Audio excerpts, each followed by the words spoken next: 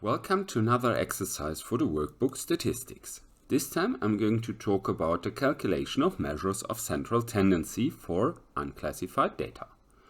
So let's have a look at the exercise here.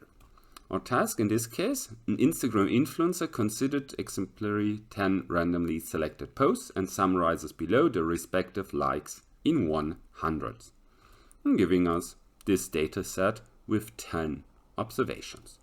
Our task now reads simply as determine the median and the arithmetic mean of the dataset. So how many likes on average or in a median does he get per post? So let's start with the first part of simply organizing, restructuring our dataset.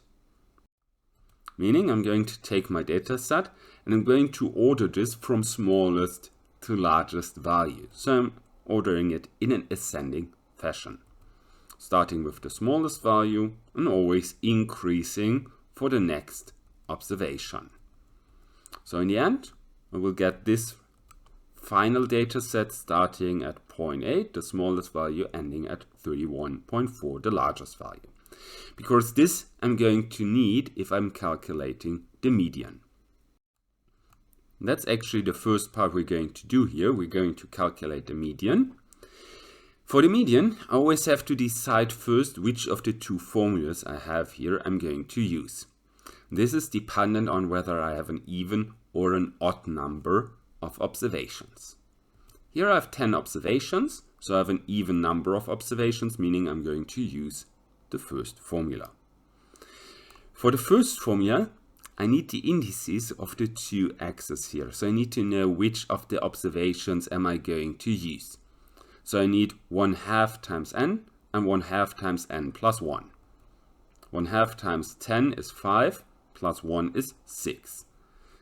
So in other words, I'm going to look up in my data set value 5 and value 6, which in this case are 12.2 and 19.7. Then I'm going to insert those two numbers in this situation, getting the average of those two numbers, which is just 15.95. So in other words, the median for an even number data set is simply the average of the two values in the middle. Well, that's already everything for the median. So let's check out how to proceed if we want to calculate as well the arithmetic mean. We're going to use the same data set for this, but with the arithmetic mean we could also have used the unordered, the original data set, because the arithmetic mean simply uses this formula, which states nothing else than add up all the values and then divide it by the number of observations. So the order of the data set is absolutely irrelevant in this context. Can simply, as I did here, add up all the values. Finally, I have 10 observations dividing by the 10 observations, giving me as an end result 15.93. And this already concludes the short session on the median calculation and the calculation of the arithmetic mean. Both I can simply do based on the original or the ordered dataset. Well, that's it for this session. So I hope you enjoyed this short session. I'll say goodbye and see you next time.